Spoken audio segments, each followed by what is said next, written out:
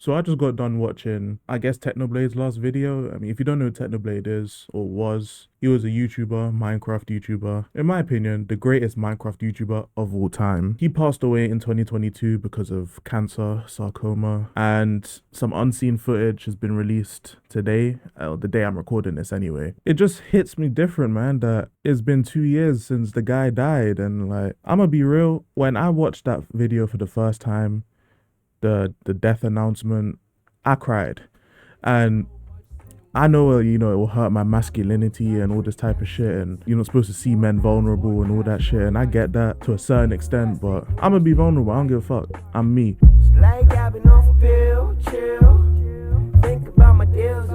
All right, quick context because I realized I left this out, but I was already diagnosed with depression before the pandemic started. The way I edited it down without context is that the pandemic caused my depression and all this shit. But no, it just aided it and made it worse because the therapy had to get cancelled because it was lockdown and I already had depression and all these type of things, the psychotic traits, all that jazz. I just thought I'd put that in there because without this disclaimer, it would look like misinformation basically. 2020 was a fucked year for me, man. I mean, most people obviously they had to deal with lockdown, all that type of shit.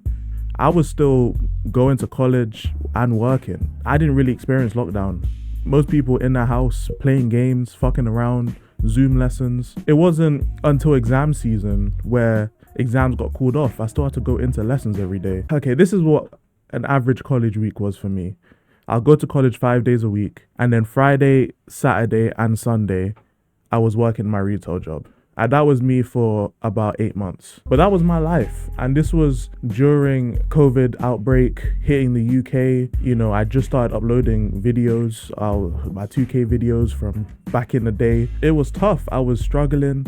I couldn't be bothered for most of my subjects and my classes. I went into that exam season ready to fail all my A-levels. It was fucked. I was depressed, clinically diagnosed with psychodepression. It was tough just living life. I've never been one to substance abuse or take drugs and all that, but one thing I did abuse was food.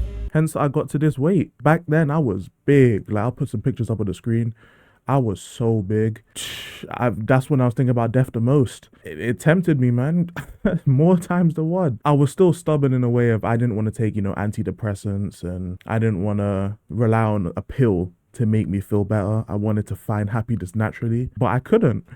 I'm not saying Technoblade's videos provided me with that, but it sure did fucking help. I'm gonna be so real. Finding out about Technoblade through Filza, and then finding out about a whole SMP they're doing, the Dream SMP, then finding out that they're cool with that little nigga who kept fucking with the sidemen, and then finding out he made good videos as well, then finding out he had a whole friend group who makes good videos and good content as well. I mean, it just kind of, the world's a small place sometimes, man. It just spiraled, and before you knew it, I had about a good 5 to 10 Minecraft YouTubers or content creators that I was dedicated to watching. It helped take my mind off the shit I was going through, to be honest. It was pretty sick knowing that for like an hour a day, I could just consume Minecraft content and not have to worry about my exams or spending all my time in the library, writing up coursework. While everyone else is enjoying life in lockdown or doing whatever the fuck they want, they still go to parties and shit. They would still find ways to travel and all of that. And I'm just stuck in this endless cycle. And Technoblade was a big part of that. He was one of the few Minecraft YouTubers that even when Minecraft started taking a hit,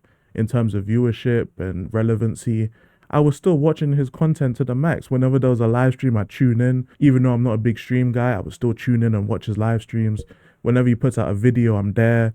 I was a dedicated fan, no cap. I'm sure obviously they were aware of what his situation was, but as a fan, we didn't really talk about it much. I mean, we knew that Techno had cancer and he was probably gonna die, but at least for me, I never saw it as a proper possibility because it's not like he came out and said that he was gonna die or anything like that. Things seem hopeful considering the videos he put out and the energy he had, but he died, man, and that shit hurt a lot. It just made me think about my own life. Like, I have friends that have passed away. I've had people who I went to school with pass away, and it's hard to think about sometimes because it really makes me come to terms with the fact that anything can happen at any time. I've had people I know who've either been murdered or they've passed away due to health complications. And the fuck situation is, I'm older than what they got to be now.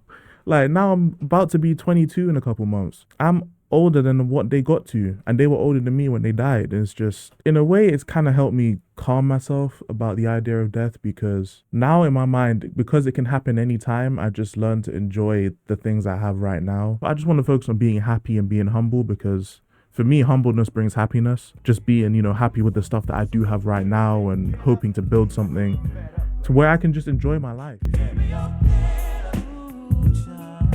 I just hit my fucking camera.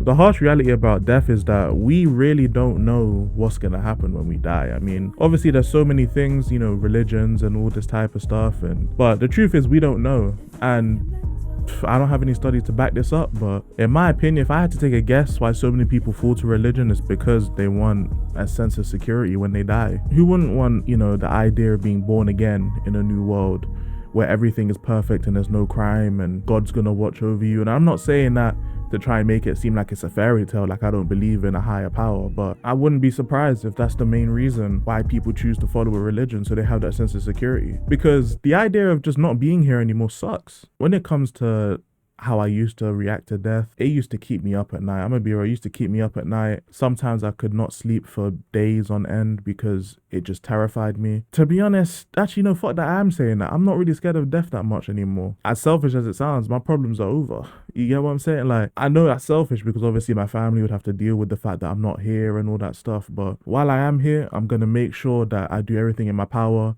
to help my family, help my friends, progress, grow as a person, as an individual, do everything I can to just put good out into the world, because I feel like that's what you have to do as a person. That's my moral code. But I've skewing off topic, man. I'm not gonna lie, I literally just finished watching this shit like 30 minutes ago and I turned on my camera. Watching TECHNOBLADE and then watching Tommy in its video about TECHNOBLADE after, it just really took me back to shit. Damn, I haven't cried on camera since my second video, fam. I'm trying not to now because I don't want to, because I hate watching myself cry in the fucking editing process. I'd rather not watch that. But things have just looked way better for me. A lot of it just has to do with my growth as a person, but I might not have been able to experience that growth if it wasn't for TECHNOBLADE, Tommy in it, all of them. I ain't gonna lie, they're pretty lit. If you somehow made it to this point in the video, I don't know how you did personally, but if you somehow did, death is shitty.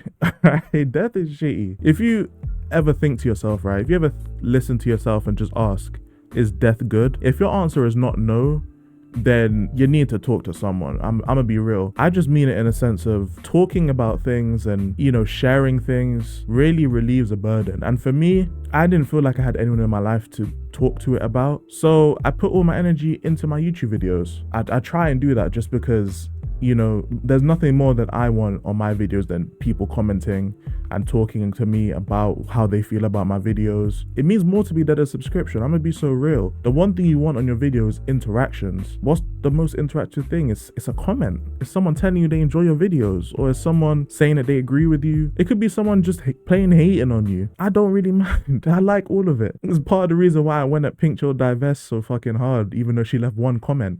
It's because I love the interaction, because as a small channel, you don't get much of it. Unless you make a controversial video, you don't really get much interaction with new people. They'll see your video, they'll watch it, they might even like it, they might even subscribe, but they will not comment. It's the last thing on their mind.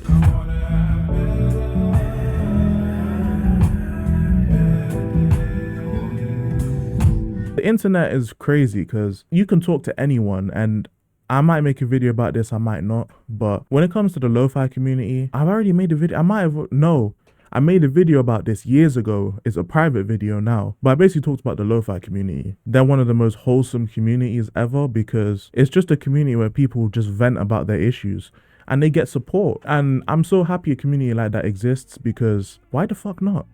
Why the fuck not? Why can't we have a community where we can just talk and we can get support? People will, have some interaction with us, because a lot of us feel like we don't have actual personal connections with people to that degree, to where we can share our just problems and struggles with life. We have communities where we can do that now, and unfortunately people feel like they can't go to these lengths, which I completely understand, because I never did. If you feel like you can't talk to anyone about your problems, go to YouTube, make a video, go to Reddit, make a post, go to a lo-fi compilation and just type, I'm telling you, you'll find more people going through this than you think. Never in your life should you ever think death is a great thing. Not when you're trying to grow, not when you're trying to develop, not when you're 20 years old. If you want to think it's fine when you're old and you're ready to go, then that's fine, but not as anyone our age, man. No way.